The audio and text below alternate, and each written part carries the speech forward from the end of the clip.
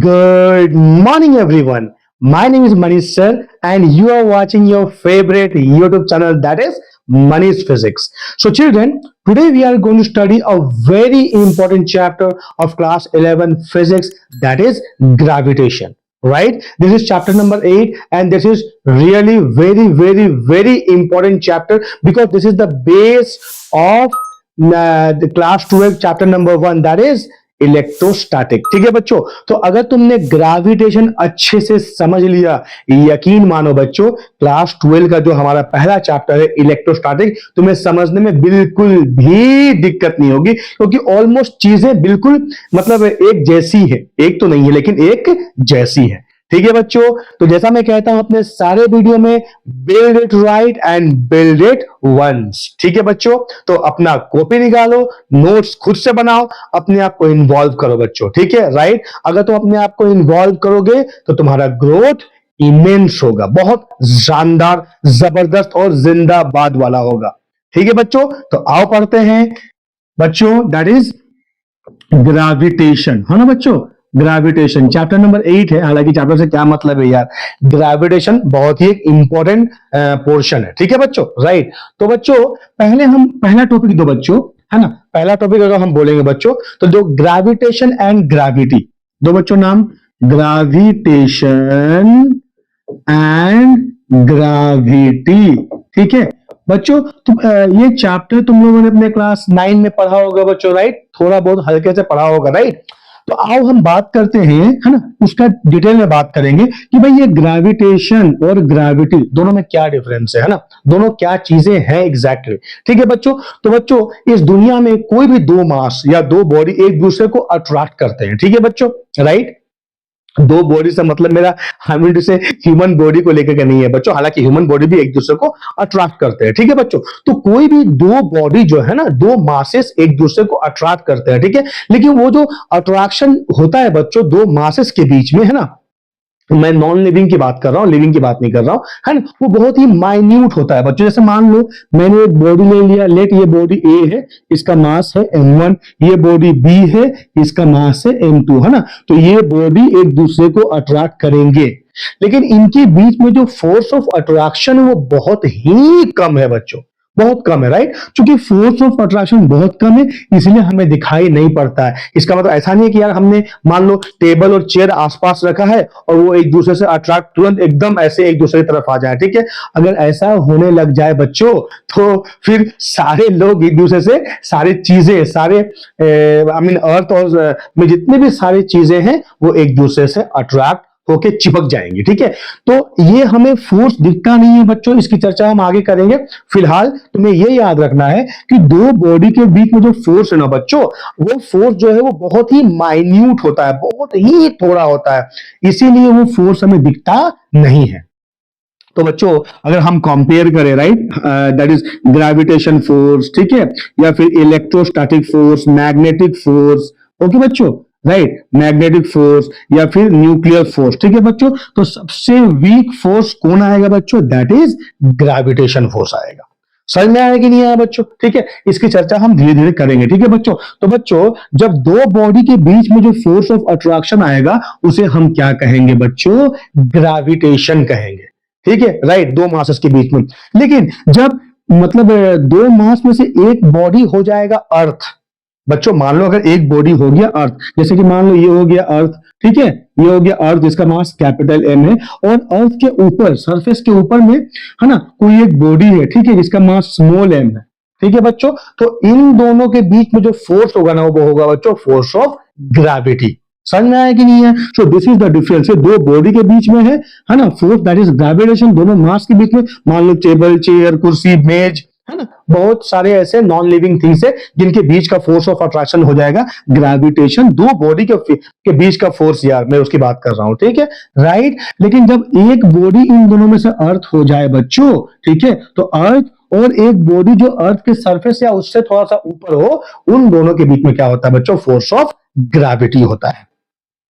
तो तुम्हें समझ में आया बच्चों, किसे कहेंगे ग्रेविटेशन और किसे कहेंगे ग्रेविटी? बच्चों पहले नोट्स बनाओ अच्छे से, ठीक है। मैं बहुत ही शानदार सवाल कराऊंगा, यकीन करो मेरा, ठीक है। लेकिन सवाल कराने से पहले मैं कॉन्सेप्ट को एक एक कॉन्सेप्ट को अच्छे से छूऊंगा ताकि तुम्हारे जेई में, है ना, या फिर नीट के लिए ये तुम्हें बहुत हेल्पफुल हो। ठीक है बच्चों, तो पहले लिखो बच्चों व्हाट इज ग्रेविटेशन, लिखो बच्चों। तो gravitation is the force of attraction, लिखो बच्चों।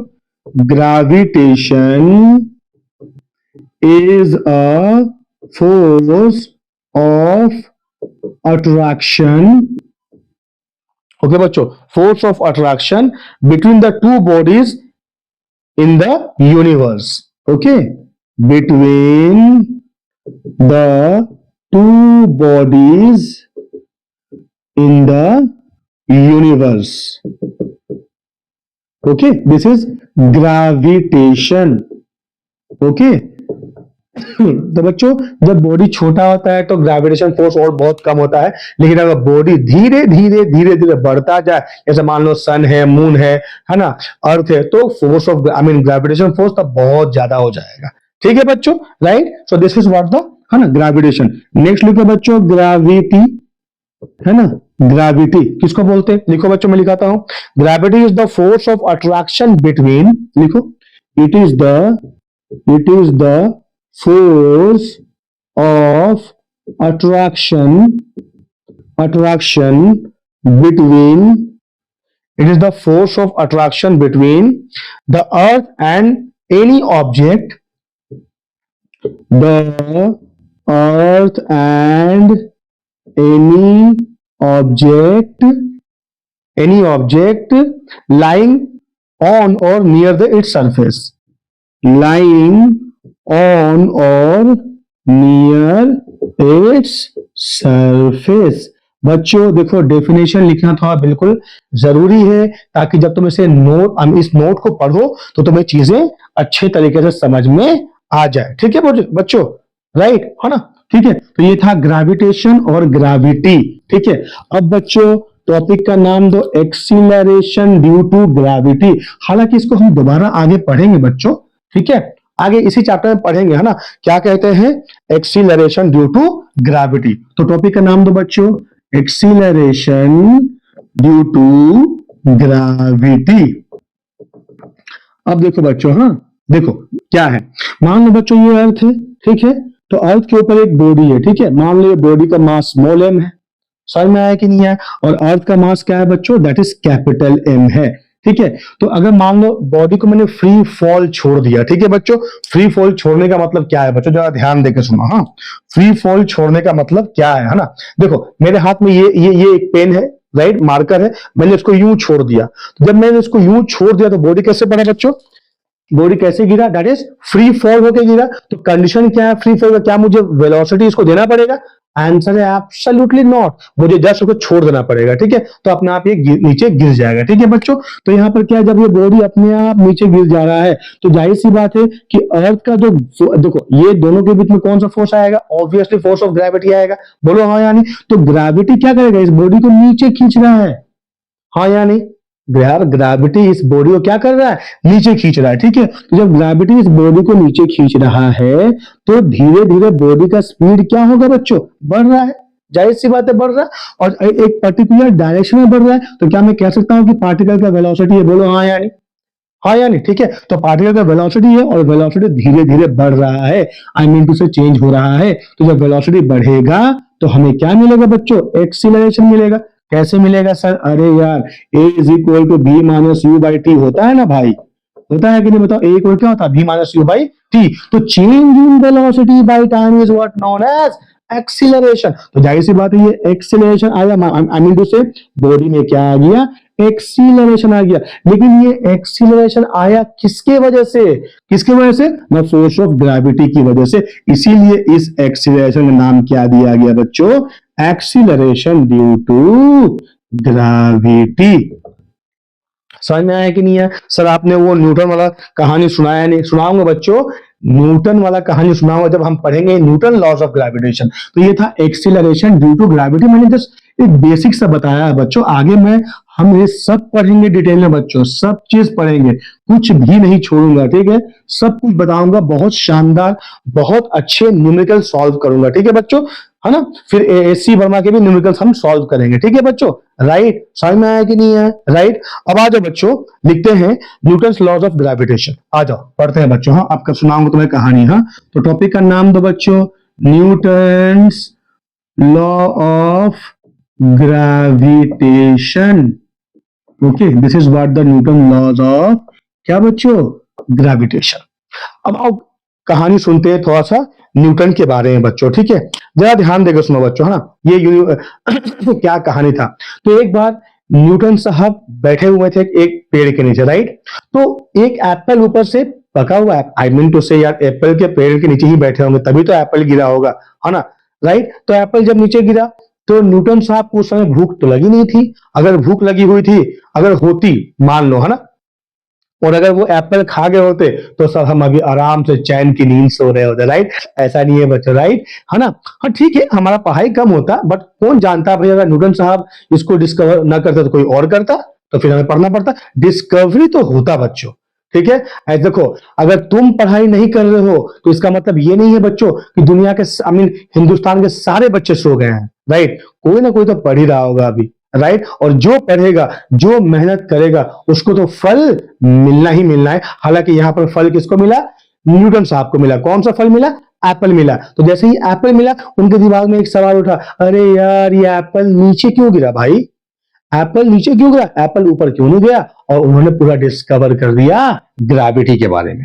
समझ में आया कि नहीं आया बच्चों, ठीक है। तो क्या कहते हैं, आ जाओ लिखते चर्चा करते हैं न्यूटन लॉज ऑफ ग्रेविटेशन, है ना। तो बच्चों क्या होता है, ध्यान देकर सुनो। हालांकि ये दो बॉडी के बीच में है, तो एक बॉडी इसमें अर्थ है, राइट। तो मैं पहले यहाँ दो बॉडी लेता हूं बच्चों, ध्यान देकर सुनो, ठीक है। तो ये पहला बॉडी हुआ, ये दूसरा बॉडी हुआ, ठीक है बच्चों, राइट। तो मान लो ये बॉडी ए हुआ, ये बॉडी क्या हुआ, बी हुआ, ठीक है। सो ए से बी की दूरी बच्चों याद रखना बच्चों, सेंटर से सेंटर की दूरी, है ना, कितनी होगी बच्चों, मान लो आर हो गई, ठीक है।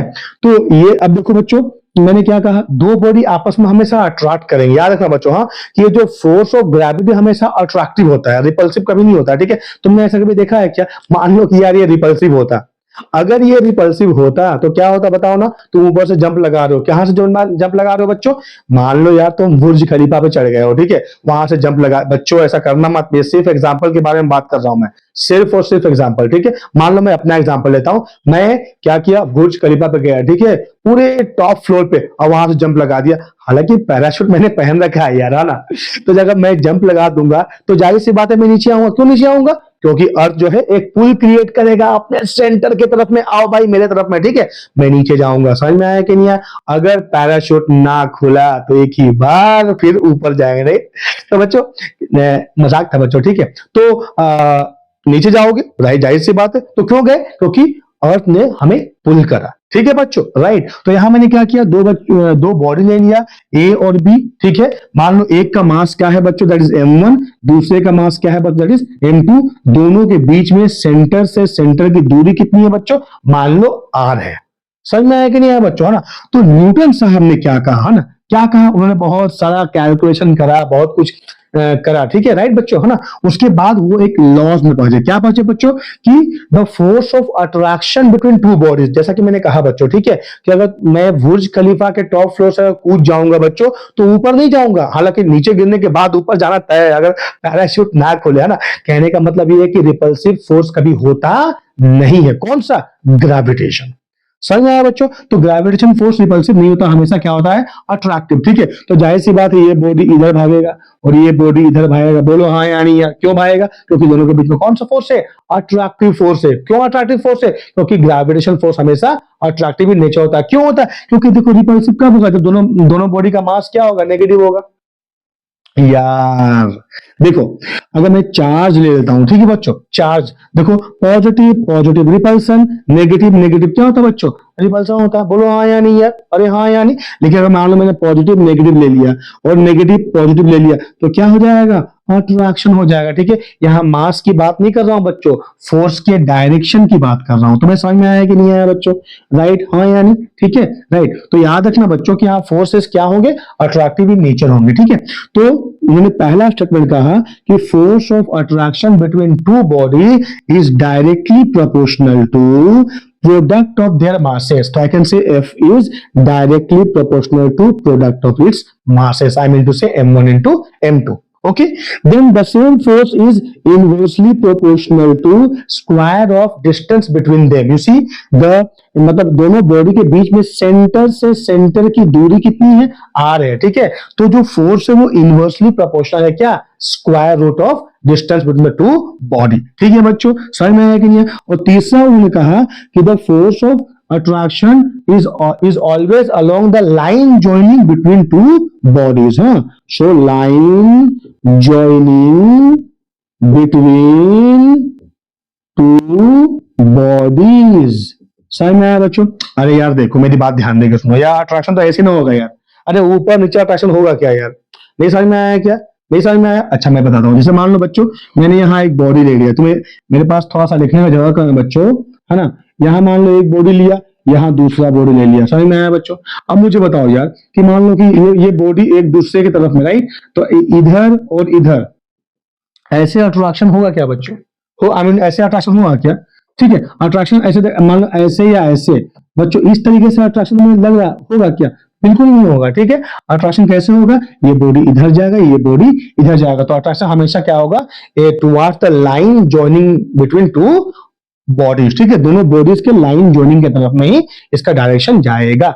समझ में आया, आया तो समझ में बच्चों, राइट, ठीक है। तो क्या होगा बच्चों, जरा ध्यान देकर सुनो यहाँ पर, तो उन्होंने क्या कहा, force of attraction between two body is directly proportional to product of its masses, yes sir, inversely proportional to square of distance between them, yes sir, and its direction, third one is particularly regarding the direction, okay, so the direction कहाँ होगा बच्चों, is always along the line joining between two bodies।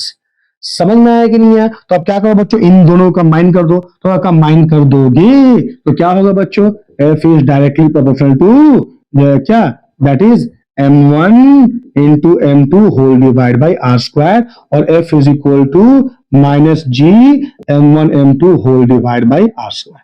This is the force. Sir आपने minus जी क्यों लिखा और जी क्या है, तो बच्चों जी है यूनिवर्सल ग्रेविटेशनल कांस्टेंट, लिखो बच्चों यहाँ पर जी क्या है बच्चों, जी है यूनिवर्सल ग्रेविटेशनल कांस्टेंट। जी के बारे में चर्चा करेंगे बच्चों, चिंता करने की बात बिल्कुल भी नहीं है ना। तो ये बच्चों मैग्नीट्यूड ऑफ फोर्स का, अरे यार हाँ यार ये नेगेटिव साइन क्या है, ये दिखलाता है कि फोर्सेस क्या है, अट्रैक्टिव इन नेचर है। समझ में आया कि नहीं बच्चों। अगर रिपल्सिव होते तो क्या होता बच्चों, प्लस प्लस, आई मीन से प्लस साइन हम लेते हैं। प्लस साइन का मतलब क्या है कि फोर्सेस रिपल्सिव है ना, माइनस साइन का मतलब क्या है, फोर्सेस अट्रैक्टिव है। समझ में आया बच्चों, बोलो हाँ या नहीं, ठीक है। माइनस का मतलब है कि फोर्स क्या है, अट्रैक्टिव इन नेचर है ना। तो फाइनली क्या हुआ, हमारा मैग्नीट्यूड आ जाएगा Gm1 into by R square, ठीक है। तो आओ बच्चों अब चर्चा करते हैं कि भाई ये कैपिटल जी को क्या कहते हैं, यूनिवर्सल ग्रेविटेशनल कांस्टेंट कहते हैं। बिल्कुल सही जवाब। तो भाई यूनिवर्सल ग्रेविटेशनल कांस्टेंट ही क्यों कहते हैं इसको, ठीक है, क्या मतलब इसका यूनिवर्सल ग्रेविटेशनल कांस्टेंट, ठीक है बच्चों। तो हमने फोर्स क्या निकाला सर, Gm1 M2 whole divide by R square. मैं माइनस बार बार इसलिए लिखूंगा बच्चों क्योंकि force is a vector quantity, ठीक है। और माइनस का मतलब क्या है बच्चों, डायरेक्शन में हम देंगे आगे चल करके, ठीक है। माइनस का मतलब ये है बच्चों कि ये जो फोर्स है ना, हमेशा अट्रैक्टिव इन नेचर है ना, रिपल्सिव नेचर का नहीं। जैसे कि मैं तुम्हें चार्ज लेके समझाता हूं बच्चों, देखो ना, ये मान लो दो चार्जेस है, ठीक है, राइट बच्चों। देखो ये जो फोर्सेस है ना, राइट, एग्जैक्टली ऐसा ही कुछ फोर्स पढ़ोगे किसमें, दैट इज इलेक्ट्रोस्टैटिक क्लास 12 का पहला चैप्टर है ना, राइट, दैट इज उसको क्या बोलते हैं, कूलम फोर्स बोलते हैं, ठीक है, कूलम फोर्स ऑफ अट्रैक्शन और रिपल्सन, ठीक है। तो बच्चों देखो चार्ज अगर दोनों प्लस प्लस है तो क्या होगा, सेम चार्ज रिपेल होगा, तो क्या हो जाएगा Q plus Q into plus Q. नहीं समझ में आया क्या यार, हाँ यानी तो क्या हो जाएगा, plus plus that is plus Q square repulsion हुआ। मान लो ये माइनस क्यू, ये माइनस क्यू, तो क्या होगा, दोनों का प्रोडक्ट माइनस माइनस प्लस हो जाएगा, अगेन क्यू स्क्वायर हो जाएगा। तो प्लस जो दिखाया है वो रिपल्सिव साइन है, ठीक है, आई मीन टू से रिपल्सिव फोर्स है, ठीक है। अगर एक माइनस क्यू ले लू, एक प्लस क्यू ले लू, दोनों का मल्टीप्लाई करो तो माइनस क्यू स्क्वायर हो जाएगा। बहुत समझ में आया कि नहीं आया बच्चों, राइट, हाँ या नहीं, ठीक है। तो माइनस का मतलब हमने क्या लिया, repulsive I mean attractive force लिया ना बच्चों। एक बात ध्यान देके सुनना, मास कभी नेगेटिव नहीं हो सकता है। नेगेटिव मार्क मास का कोई मतलब नहीं। मैंने चार्ज के सिलसिले में तुम्हें समझाया कि प्लस का मतलब रिपल्सिव होता है और माइनस का मतलब अट्रैक्टिव होता है, ठीक है। इसलिए हमने बार बार यहाँ पर माइनस साइन दिया, किसके पहले, फोर्स के पहले, ठीक है। तो हमने क्या नाम दिया बच्चों, जी का नाम दिया यूनिवर्सल ग्रेविटेशनल कांस्टेंट। अच्छा, what is the meaning of universal gravitational constant? हमने इसका नाम यूनिवर्सल ही क्यों दिया बच्चों? यूनिवर्सल इसीलिए दिया बच्चों, ध्यान देके सुनो ना, क्यों मैं समझाता हूं, ठीक है। तो बच्चों ये एक बॉडी है, ये दूसरा बॉडी है, इसका मास m1 है, इसका मास m2 है, दोनों के बीच की दूरी r है। और मान लो हमने इसे कहां रखा है, एयर में रखा है, ठीक है, राइट, एयर में रखा है, या फिर मान लो on the surface of the earth रखा है, यार सोचने की बात है, ठीक है, राइट। तो इनमें कौन सा फोर्स आ जाएगा, F is equal to G into m1 into m2 whole divide by R square. मैं बात कर रहा हूं मैग्नीट्यूड की। फोर्स हमेशा क्या आएगा, अट्रैक्टिव। क्यों? क्योंकि ग्रेविटेशनल फोर्स हमेशा अट्रैक्टिव इन नेचर का होता है, ठीक है, राइट। अब बच्चों देखो, मास तो नेगेटिव हो नहीं सकता है, दोनों मास नेगेटिव होगा नहीं, और distance between two particle also negative होगा नहीं, ठीक है, समझ में आया बच्चों। तो मैंने क्या करा, सेम सिचुएशन को पानी के अंदर रख दिया, सेम सिचुएशन को, है ना, सेम पानी के अंदर रख दिया, ठीक है बच्चों। तो जब तुमने पानी के अंदर रखा, सेम दो बॉडी, सेम दोनों का मास है, दोनों का के बीच की दूरी भी सेम है, तो it has been found that कि फोर्स भी सेम रहा। तो यार मैं तो समझ सकता हूं भाई, ये m1 m2 तो सेम है, चलो ठीक है, ये r भी सेम है, हाँ हाँ यानी, लेकिन ये g क्या है बच्चों, g अगर अलग हो जाता, यूनिवर्सल आई मीन टू से ग्रेविटेशनल कांस्टेंट अगर अलग हो जाता, तो फोर्स भी अलग हो जाता। क्योंकि ग्रेविटेशनल कांस्टेंट एयर में जो है, वाटर में वही है, इसीलिए फोर्स का वैल्यू चेंज नहीं हुआ, ठीक है बच्चों। तो इसलिए बच्चों कि the value of G does not depends upon the medium, right on बच्चों, the value of G, capital G, हाँ, does not depends upon any medium, any medium, ठीक है बच्चों। चाहे तो बच्चों, चाहे तुम अर्थ ले लो, चाहे तुम वेनस ले लो, मर्क्यूरी ले लो, कोई भी ग्रह ले लो यार, है ना, the value of G always remains constant, ठीक है बच्चों, राइट। क्योंकि ये हर जगह कांस्टेंट है, इसलिए भाई साहब का नाम क्या है, that is universal gravitational constant. एक ऐसा और तुमने पढ़ रखा है बच्चों, universal dash constant, that is P भी इज इक्वल टू एनआरटी। नहीं पढ़ रखा है, आर, आर क्या है बच्चों, यूनिवर्सल गैस कांस्टेंट, ठीक है बच्चों, राइट। तो आओ बच्चों देखते हैं what is the unit and value of the capital G, ठीक है बच्चों। तुम्हें मजा आ रहा है, राइट, कमेंट बॉक्स में लिखो हाँ सर हमें मजा आ रहा है, हम अपना नोट्स खुद बना रहे हैं, हमने अपने आप को पूरी तरह से इस चैप्टर में इन्वॉल्व कर लिया है, वेरी गुड, ओके। तो देखो बच्चों, एफ कितना आया, that is G m1 m2 whole divide by R square. तो यहां से जी का वैल्यू निकाल दो, तो बच्चों F into R square whole divide by m1 into m2, ठीक है बच्चों, राइट। जरा देखो बच्चों, एफ क्या हो जाएगा न्यूटन में, आर क्या है बच्चों, दैट इज मीटर है, तो newton metre square whole divide by ये हो गया केजी इंटू केजी। तो कितना बच्चों, न्यूटन मीटर स्क्वायर पर KG square is the SI unit, ठीक है बच्चों, किसका, कैपिटल जी का। What is the CGS unit बच्चों, तो सीजीएस बहुत आसान है यार, कितना, दैट इज डायन, डायन, डायन बोलते हैं क्या बच्चों, डायन कहते हैं यार, ठीक है, dyne into centimetre square whole divide by gram square, है ना, ये हो जाएगा सीजीएस में इसका यूनिट, ठीक है बच्चों। चूंकि ये कांस्टेंट है, राइट, तो ये कांस्टेंट कैसे निकालेंगे इसकी चर्चा हम नहीं करते बच्चों, क्योंकि इसकी जरूरत नहीं है फिलहाल, ठीक है, राइट। तो इसका वैल्यू होता है बच्चों, लिखो कैपिटल जी को 6.67 into 10 to the power -11 newton metre square पर केजी स्क्वायर, ठीक है बच्चों, राइट। अरे हाँ या नहीं यार, ठीक है। और इसमें इसका ये वैल्यू उसका एसआई में, हाँ, तो बच्चों लिखो सीजीएस में क्या वैल्यू है, तो सीजीएस में वैल्यू है बच्चों 6.67, यार खाली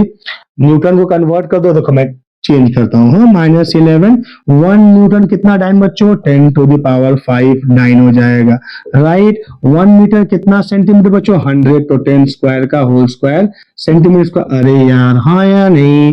उसके बाद 1 kg हो जाएगा 10⁻³ ग्राम का होल स्क्वायर। तो देखो कितना होगा 6.67 इंटू 10⁻⁻11 इंटू देखो ये 10⁵, ये 10 स्क्वायर का स्क्वायर 10⁴ और 5 होगा कितना 10⁹ हो जाएगा।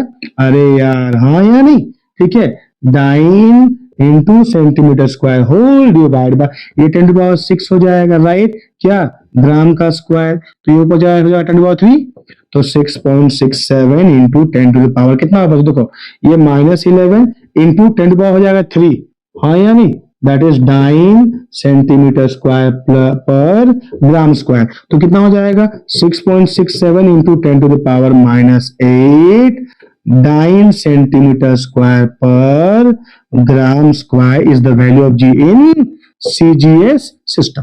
ठीक है बच्चों। तो बच्चों देखो यहाँ पर तुमको कोई भी वैल्यू रटने की जरूरत नहीं है, ये तुमको एग्जाम में दिया रहेगा। हाँ तुमसे भले ये चीज मैं बोलूंगा याद रखने के लिए, ठीक है।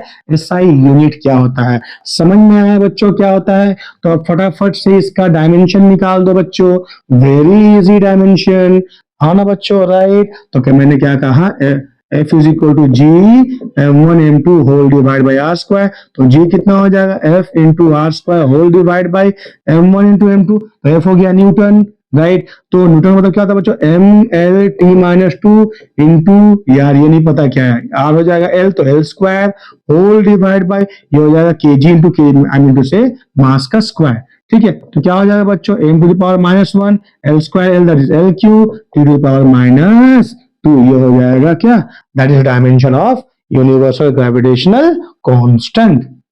समझ में आया बच्चों, राइट, हाँ या नहीं। तो बच्चों ये था यूनिट डायमेंशन ऑफ क्या बच्चों, that is universal gravitational constant. अच्छा एक और बहुत ही इंटरेस्टिंग चीज जरा देखो बच्चों, है ना। हमें पता है F is equal to G m1 m2 whole divide by R square. बच्चों मैं सिर्फ इसका मैग्नीट्यूड ले रहा हूं, ठीक है। हालांकि तुम इसमें हमेशा माइनस मल्टीप्लाई करने का हैबिट डालो। माइनस का मतलब क्या है बच्चों, तुम्हें पता है क्या है, कमेंट बॉक्स में लिख के बताओ, ठीक है बच्चों, राइट। तो माइनस का मतलब क्या होता है बच्चों, माइनस, तुमने लिखा कमेंट बॉक्स में बच्चों, राइट, वेरी गुड। तो माइनस का मतलब होता है कि फोर्स क्या है, that is always attractive in nature का फोर्स है, ठीक है बच्चों, राइट। तो मान लो बच्चों तुमने m1 को ले लिया 1 kg, m2 भी हो गया 1 kg, अरे यार हाँ यार, और मान लो दोनों मास के बीच की दूरी 1m हो गया, तब F इक्वल टू क्या हो जाएगा, numerically is equal to g हो जाएगा। बोलो हाँ यानी, यार मास तुमने 1 ले लिया, 1 kg मास, दोनों के बीच की दूरी मान लो 1 मीटर है, तो F numerically is equal to क्या हो जाएगा, यूनिवर्सल ग्रेविटेशनल कांस्टेंट। तो हम डिफाइन कर सकते हैं कि universal gravitational constant is nothing but the force of attraction between two masses of 1 kg each separated by a distance of 1 metre. समझ में आया कि नहीं आया बच्चों, बोलो हाँ यानी, ठीक है। तो बच्चों ये सब चीजें बहुत इंपॉर्टेंट है ना, तो ये याद रखना है, ठीक है, राइट बच्चों। देखो तुम अगर माइनस नहीं लेते हो मतलब क्या, तुम इसका मोड ले लो बच्चों, तो ये हो जाएगा प्लस। तो मैग्नीट्यूड कितना होगा, G m1 m2 whole divide by R square, मतलब इतना फोर्स लगेगा, किस फोर्स का नेचर कैसा होगा बच्चों, दैट इज अट्रैक्टिव होगा, ये तुमको याद रखना है। समझ में आया कि नहीं आया बच्चों, राइट, राइट। तो बहुत ही आसान है बच्चों, इसको जितना अच्छे से समझोगे, ग्रेविटेशन को जितना अच्छे से समझोगे, क्लास 12 का पहला चैप्टर है ना इलेक्ट्रोस्टैटिक, बच्चों मजा आ जाएगा, एकदम स्वाद आ जाएगा उसके सवाल करने में। हालांकि इसके सवाल करने में तो और मजे आते हैं, ठीक है बच्चों, राइट, राइट।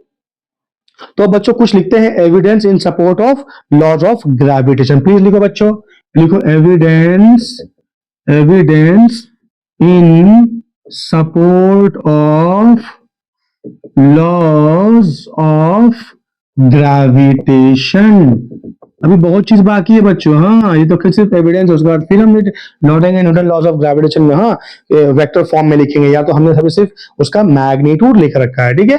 लेकिन फोर्स क्या है, वेक्टर क्वांटिटी होता है। यार अब ये मत कहो कि तुम्हें वेक्टर क्वांटिटी क्या है तुम्हें नहीं पता, राइट। वेक्टर क्या होता है, जिसका मैग्नीट्यूड और डायरेक्शन दोनों होता है सर। वेरी गुड बच्चों, well done, bravo, fantastic, fabulous, fantabulous, right बच्चों।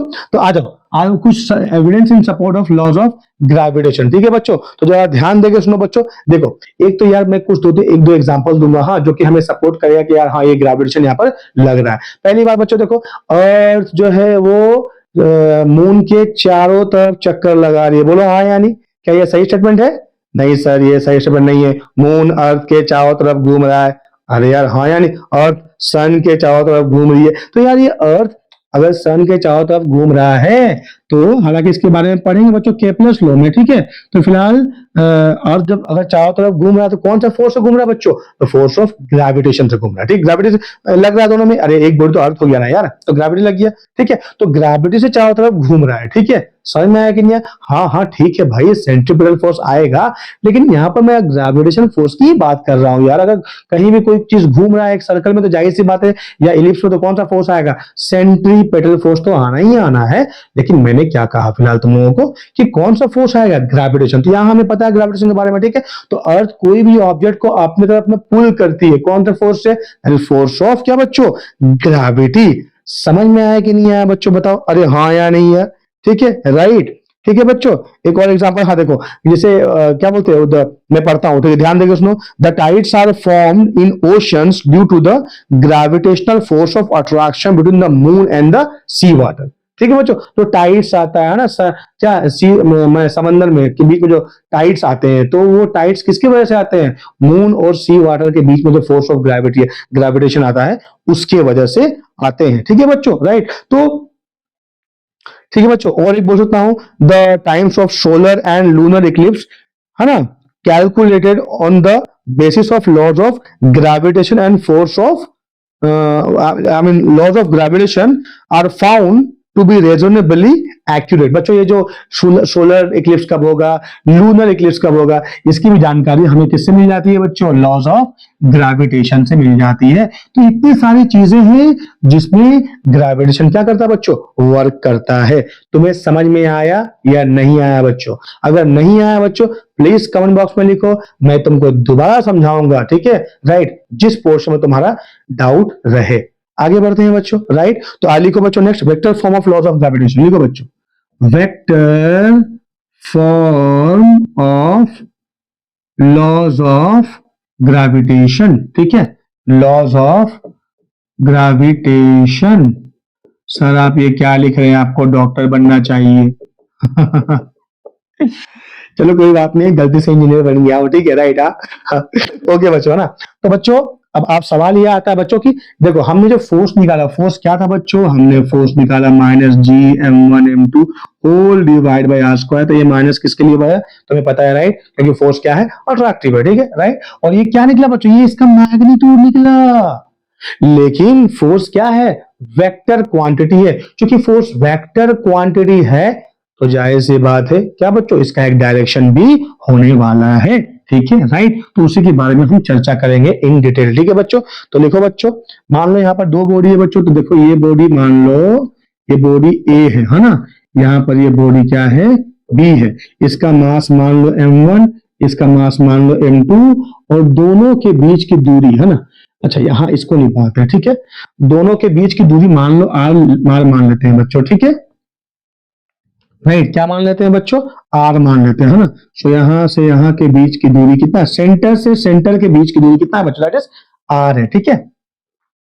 अब जरा ध्यान देंगे सुनो बच्चों, यार दोनों अट्रैक्टिव है, मतलब मैं इसको पकड़ लूंगा तो ये इधर आएगा, हाँ यानी इसको पकड़ ले तो इधर आएगा, यही तो अट्रैक्शन का मतलब है।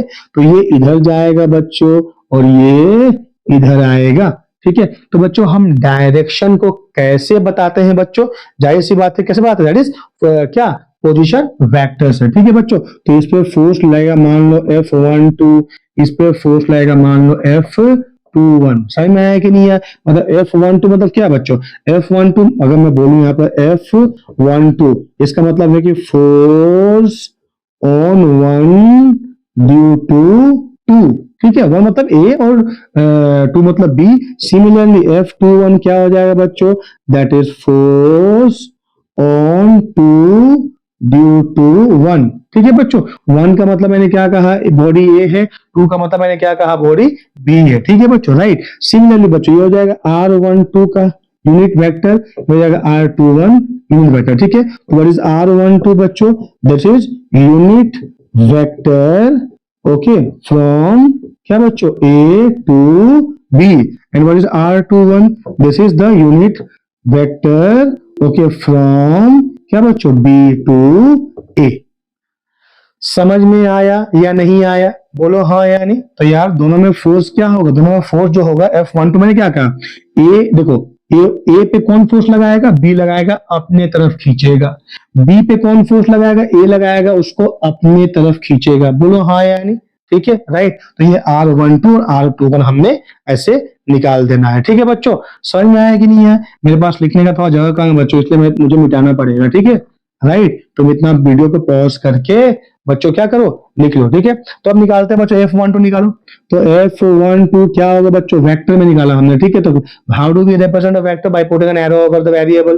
बोलो हाँ या नहीं, राइट। तो हमने एक एरो पुट कर दिया वेरिएबल के ऊपर में, तो हमें मिल जाएगा वेक्टर क्वांटिटी। आई मीन पता चल जाएगा कि वो क्वांटिटी क्या है, vector equal to minus G. Minus तो तुम्हें मैंने कहा कि माइनस लिखते रहो, क्योंकि माइनस से ही पता चलता है कि भाई साहब फोर्स कैसा है, दैट इज क्या है, that is attractive in nature. हाँ, तो product of masses Gm1m2 whole divide by क्या बच्चों, R12 का क्या, R12 इधर से उधर जा रहा का स्क्वायर इंटू R12 का वेक्टर। नहीं समझ में आया बच्चों, हाँ या नहीं, बहुत आसान है राइट, हाँ या नहीं। तो बच्चों मुझे पता है कि unit vector equal to vector by its magnitude, ये हमें पता है, बोलो हाँ या नहीं।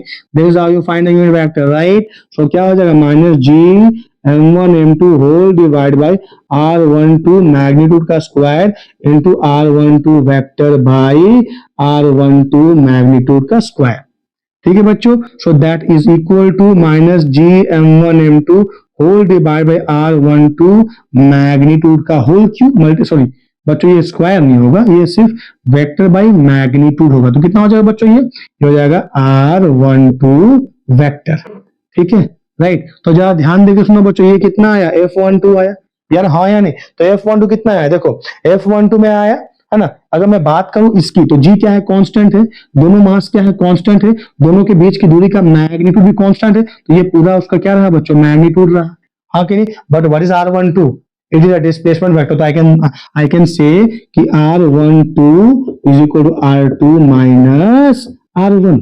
अरे यार हाँ यार, डिस्प्लेसमेंट वेक्टर। तो फाइनली फोर्स कितना आ जाएगा बच्चों, थोड़ा सा मुझे मिटाना पड़ेगा, हाँ मेरे पास बोर्ड जो है इतना बड़ा नहीं है, ठीक है बच्चों राइट। यार कहाँ लिखूं, यहाँ लिखता हूँ, ठीक है बच्चों। तो फाइनली फोर्स कितना आया, तुम्हें दिख रहा है ना बच्चों, आया ये वेक्टर, हाँ F12 कितना आ जाएगा, that is minus Gm1m2 whole divide by R12 का square into R2 minus R1। And R2 R1 individual क्या है बच्चों, पोजीशन वेक्टर है, ठीक है। तुम्हें पता है ना what do you mean by position vector बच्चों।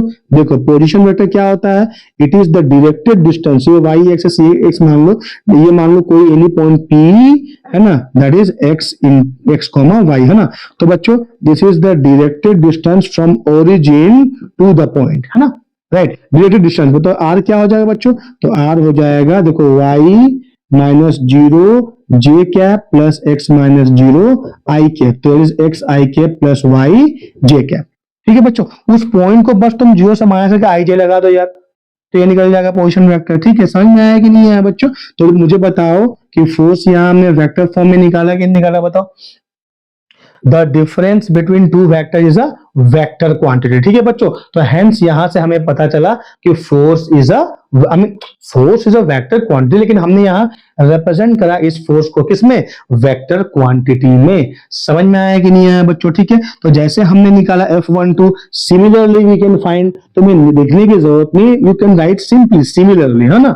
तो सिमिलरली बच्चों हम निकाल सकते हैं, क्या निकाल सकते हैं, that is F21 that is minus Gm1m2 whole divide by R21 mod का स्क्वायर इंटू R21 क्या, यूनिट वेक्टर। और फाइनली अगर हम लिखेंगे इसके जैसा तो क्या हो जाएगा, that is minus Gm1m2 whole divide by R21 mod का square into sorry cube into R1 minus R2। समझ में आया बच्चों, क्योंकि R12 is equal to minus of R21, ठीक है बच्चों राइट। जस्ट इसका क्या हो जाएगा, फोर्स रिवर्स डायरेक्शन में लग जाएगा। तुम्हें समझ में आ रहा है या नहीं आ रहा है बच्चों, बताओ राइट, कमेंट बॉक्स में लिख के बताओ, ठीक है बच्चों। तो एक बार ध्यान देना बच्चों, हाँ। तो पहला बात कि ये ऐसे हमने लिख दिया, कैसे, दैट इज वेक्टर फॉर्म में हमने लिख दिया, ठीक है। अब कुछ चीजें हमको इससे इंपॉर्टेंस निकालना है, जैसे क्या बच्चों, देखो सबसे पहला बात बच्चों, देखो है ना, पहला बच्चों बात क्या है, पहला है बच्चों कि देखो यहाँ पर दो डिफरेंट बॉडी, यहाँ ए और बी दो डिफरेंट बॉडी है, राइट। अच्छा, दो डिफरेंट बॉडी पे फोर्स का जो मैग्नीट्यूड है, देखो यहाँ जो मैग्नीट्यूड है, यहाँ पर वही मैग्नीट्यूड है, तो दोनों का मैग्नीट्यूड सेम है, लेकिन डायरेक्शन क्या है, अपोजिट है, और नेचर ऑफ फोर्स दोनों में क्या है बच्चों, सेम है। मतलब यहाँ भी ग्रेविटेशन फोर्स ऑफ अट्रैक्शन है, इस पे भी, इस वाले बॉडी पे भी क्या लग रहा है, force of gravitation force of attraction ही लग रहा है। तो ये क्या हुआ बच्चों, ये है एक्शन रिएक्शन पेयर। समझ में आया बच्चों, राइट। तो Newton laws of gravitation is an action reaction pair, पहला कॉन्सेप्ट। दूसरा बच्चों है ना, देखो इसका direction is always toward the line joining between 2 point, right. Between 2 point मतलब 2 पॉइंट चार्जेस, या सॉरी 2 पॉइंट मासेस, या 2 जो है बॉडी के बीच की बात कर रहा हूं, ठीक है बच्चों। तो जो कि हमेशा सेंटर से होके जा रहा है, इसीलिए Newton laws of gravitation is otherwise known as central forces. हाँ, अरे यार, हाँ यानी क्या है, ये सेंट्रल फोर्सेस है, ठीक है बच्चों, समझ में आया, ठीक है। तो मैं इसको मिटा के अच्छे से लिखता हूं, ठीक है बच्चों। तो सबसे पहली बात बच्चों, ये एक्शन रिएक्शन पेयर है, हाँ। तो एक्शन रिएक्शन पेयर के बारे में थोड़ा सा कहानी हम कहते हैं, ठीक है, जरा ध्यान देकर सुनो। हाँ, क्या है एक्शन रिएक्शन पेयर, या फिर third law of motion follow करता है यार, क्या है third law of, sorry not third law of motion, my mistakes बच्चों, क्या है न्यूटन, थर्ड लॉ, न्यूटन का third law, every action there is equal and opposite reaction, ठीक है बच्चों। तो अगर ध्यान दो बच्चों, ये रहा एक बॉडी, ये दूसरा बॉडी है ना, इस बॉडी का मास m1, इस बॉडी का मास m2, तो एक्शन रिएक्शन पेयर कब होगा, पहला कंडीशन, टू डिफरेंट बॉडी, है ना, बॉडी मस्ट बी डिफरेंट, लिखो बच्चों, बॉडी मस्ट बी डिफरेंट। हाँ, एक्शन रिएक्शन पेयर के लिए, है ना, पहला condition, bodies must be different, ठीक है, पहला। दूसरा बच्चों क्या है ना, कि magnitude of force must be same, magnitude of force on each body must be same, right. Third क्या है बच्चों, कि direction of force on each body must be opposite to each other, हाँ, opposite to each other, हाँ। And चौथा and very important बच्चों, nature of forces, हाँ, nature of forces must be same, ठीक है बच्चों। मैं इन चारों को समझा रहा हूं, देखो ये दो बॉडी हो गया, पहला कंप्लीट हो गया, ठीक है। अब इस पे जितना फोर्स लगेगा F, इस पे भी उतना ही फोर्स लगेगा F, बोलो बच्चों हाँ यानी, यार ये बॉडी M2, इसको मान लो ये बॉडी A है, ये बॉडी B है, अलग अलग बॉडी हो गया। बॉडी B A को जिस फोर्स से अपनी तरफ खींचेगा, बॉडी A भी बॉडी B को उसी फोर्स से अपनी तरफ में खींचेगा, ठीक है। तो मैग्नीट्यूड ऑफ फोर्स दोनों का सेम हो गया।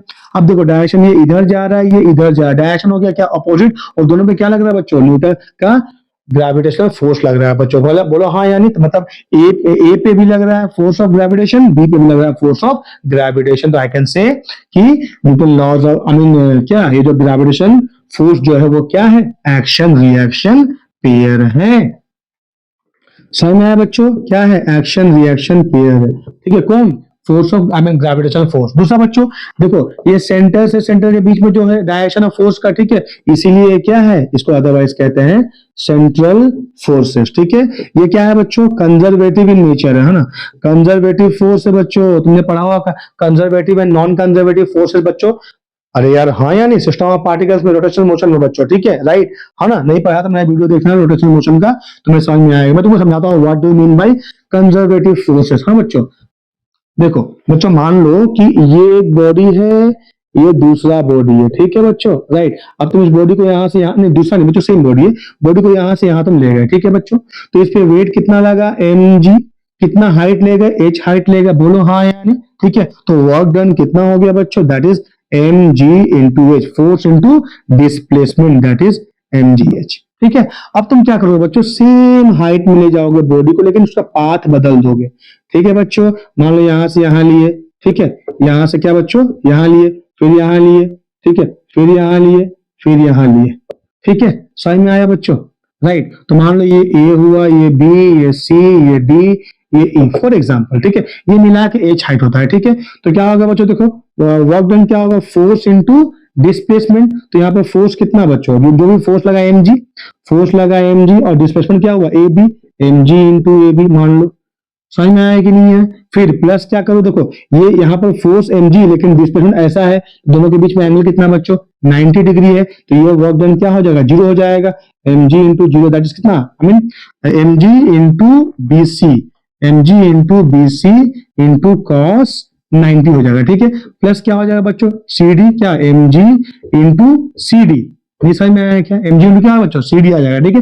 प्लस सेम थिंग देखो यहाँ से फोर्स तो नीचे लग रहा है, लेकिन ये दोनों के बीच फोर्स तो नीचे लगेगा ना बच्चों ऐसे, और बॉडी जा इधर रहा है, तो क्या होगा, that is M G into D E into cos 90। तो कॉस 90 क्या होता है बच्चों, zero, F S cos theta, ये दोनों जीरो हो गया। तो डब्ल्यू कितना है बच्चों, एम जी कॉमन ले लो, A B plus C D, तो A B plus C D that is क्या बच्चों, देखो वो सेम डिस्टेंस हो गया एच, यार हाँ यानी, तो M G into H which is equal to M G H, ठीक है बच्चों, राइट। तो कंजर्वेटिव फोर्स क्या होता है बच्चों, ठीक है, जो जहां पर वर्क डन पाथ पे डिपेंड ना करे, ठीक है। तो ग्रेविटेशन फोर्स क्या है, is a conservative in nature. तुम्हें समझ में आया बच्चों, राइट। तो क्या है, ये एक्शन रिएक्शन पेयर है, दूसरा कंजर्वेटिव है, तीसरा its direction always along the line joining between two masses, okay, इसीलिए ये सेंट्रल फोर्स है, ठीक है बच्चों। और क्या हो सकता है बच्चों, जरा ध्यान देके सुनो।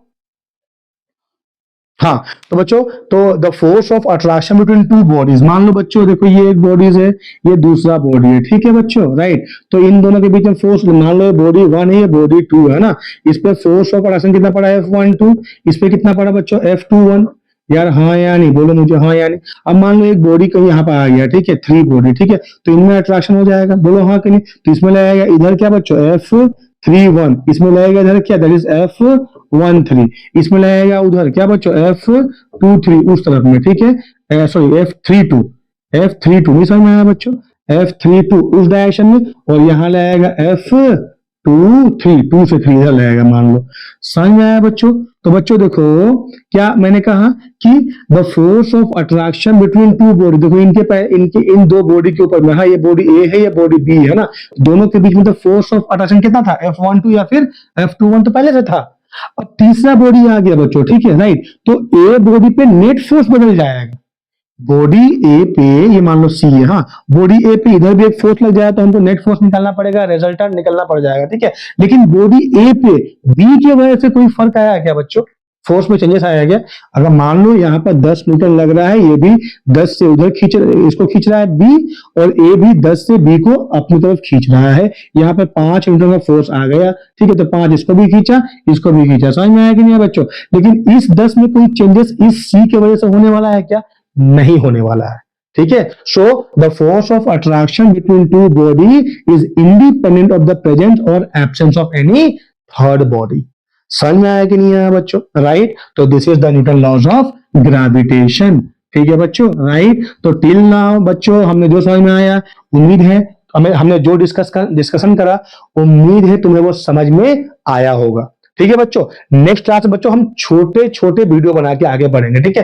पहले इतना अच्छे से समझ लो तुम, ठीक है, राइट। नेक्स्ट क्लास में बच्चों हम पढ़ेंगे principle of superposition, shell theorem, और फिर इस पे बहुत सारे तो कुछ बहुत ही लाजवाब सवाल सॉल्व करेंगे, ठीक है बच्चों। तो मुझे पूरा उम्मीद है कि तुम्हें ये वीडियो पसंद आया होगा बच्चों, और अगर तुम्हें ये वीडियो पसंद आया है, तुम्हें पता है तुम्हें क्या करना है, बच्चों, तुम्हें इस वीडियो को खूब लाइक करना है, ठोको लाइक एकदम, हाँ यानी बच्चों, राइट। कमेंट करना है और इसको सब्सक्राइब करना है मेरे चैनल को बच्चों, अपने दोस्तों के बीच में उसको शेयर करना है, ठीक है बच्चों। मैं बस एक बहुत ही छोटे जगह से बच्चों इस वीडियो को शूट कर रहा हूं, बहुत ही छोटा जगह है हमारा बड़बिल, ठीक है। लेकिन मुझे पता है कि एक दिन ये यूट्यूब चैनल बहुत ही बड़े, बहुत लोगों के सामने, बहुत बच्चों के सामने ये पहुंचेगा, राइट बच्चों। तो मुझे तुम्हारी मदद चाहिए, ठीक है बच्चों, राइट बच्चों। तो बच्चों मिलते हैं एक और क्लास में, जहां हम पढ़ेंगे इसी ग्रेविटेशन चैप्टर को हम आगे बढ़ाएंगे। शुरुआत करेंगे कहां से, principal of superposition of forces, ठीक है बच्चों। थैंक यू बच्चों, गॉड ब्लेस यू ऑल।